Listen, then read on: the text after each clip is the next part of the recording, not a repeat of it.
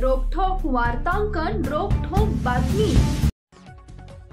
शहरातील Siddharth housing society Solapur इथं राहणाऱ्या वैभव वाघे याचा प्राणघातक हत्यारासह अमानुष मारहाण करून खून केल्याप्रकरणी तसेच रितेश विलास गायकवाड, निलेश सिरसे, सागर सिरसे, सुमित विलास गायकवाड यांना मारहाण करून जीवे ठार मारण्याचा प्रयत्न केल्याप्रकरणी प्रमोद गायकवाड व इतर 7 आरोपींविरुद्ध सदर बाजार पोलीस स्टेशन इथं गुन्हा नोंदवला आहे।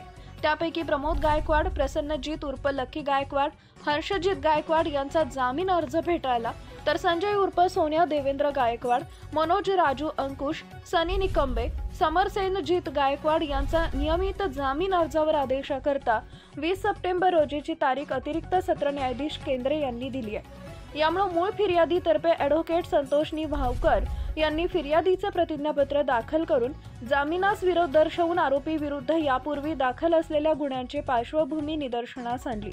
सरकार पक्षानं युक्तिवाद करताना आरोपींनी मैतास गाडीवरून पाडून लोखंडी रॉडनं व फरशीनं मारहाण करून आरोपींना संगनमत करून कट रचून खून केला असल्यानं स्वकृत दर्शनी पुरावा असल्याचं न्यायालयाच्या निदर्शनास आणून दिले।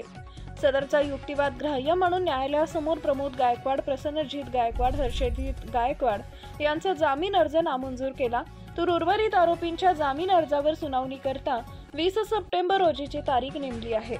यात मूळ फिर्यादीतर्फे ॲडव्होकेट संतोष नाहूकर, ॲडव्होकेट राहुल रुपनर, सरकार पक्षातर्फे ॲडव्होकेट दत्तूसिंग पवार व आरोपीतर्फे ॲडव्होकेट शशी कुलकर्णी, ॲडव्होकेट राज पाटील व ॲडव्होकेट किरण सराटे काम पाहत आहेत। महाराष्ट्रातील महत्त्वाच्या आणि ताज्या बातम्या पाहण्यासाठी आमच्या जय हो न्यूज चॅनलला सबस्क्राइब करा आणि बेल आयकॉन प्रेस करा।